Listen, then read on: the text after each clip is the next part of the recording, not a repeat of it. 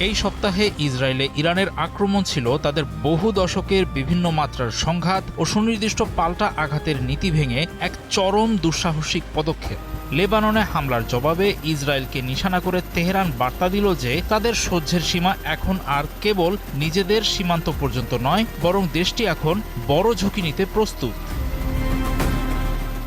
গত ৮ এপ্রিলের ইরান যুক্তরাষ্ট্র যুদ্ধবিরতির পর থেকে তেহরান অভিযোগ করে আসছে ইসরায়েল ও যুক্তরাষ্ট্র সামরিক অভিযানের মাধ্যমে চুক্তিটি লঙ্ঘন করছে।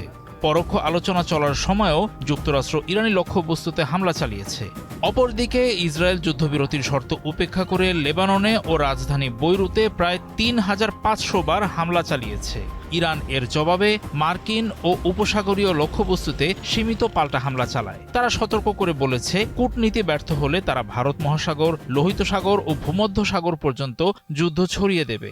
চলতি সপ্তাহে একটি মার্কিন সামরিক হেলিকপ্টার ভূপাতিত করার পর দুই দেশের মধ্যে নতুন করে গোলাগুলি এই উত্তেজনা আরও বাড়িয়ে দিয়েছে।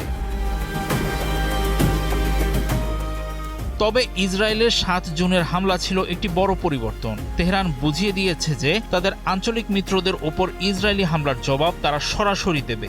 এর মূল লক্ষ্য ছিল অন্তর্বর্তীকালীন শান্তি আলোচনার অচল অবস্থা কাটানো এবং লেবাননের প্রতিরোধ গোষ্ঠীকে সমর্থন করা। ইরানের প্রধান আলোচক মোহাম্মদ বাঘের গালিবাফ বলেছেন, কাগজে কলমে থাকা যুদ্ধবিরতির সমীকরণ তারা বদলে দিয়েছেন।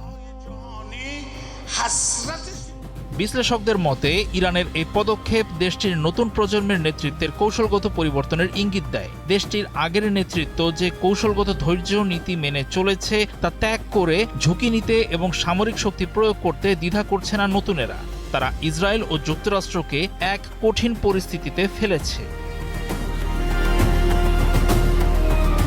২০২০ সালে কাশেম সোলাইমানি হত্যাকাণ্ড বা ২০২৫ সালের জুনের হামলার পর ইরান সীমিত ও মাপা জবাব দিয়েছিল, কিন্তু এবারের হামলা সেই সমীকরণ সম্পূর্ণ বদলে দিয়েছে।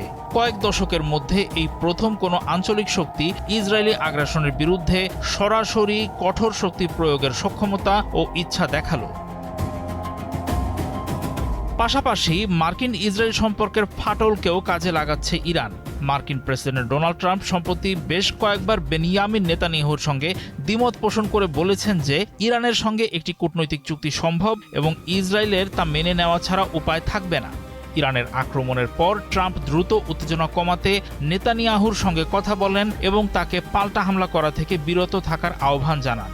সব মিলিয়ে যুক্তরাষ্ট্র কি ইসরায়েলের সামরিক স্বাধীনতাকে সমর্থন করবে নাকি তেহরানের সঙ্গে কূটনৈতিক পথ বজায় রাখবে? ইরানই কি যুক্তরাষ্ট্রকে এই সিদ্ধান্ত নিতে বাধ্য করবে?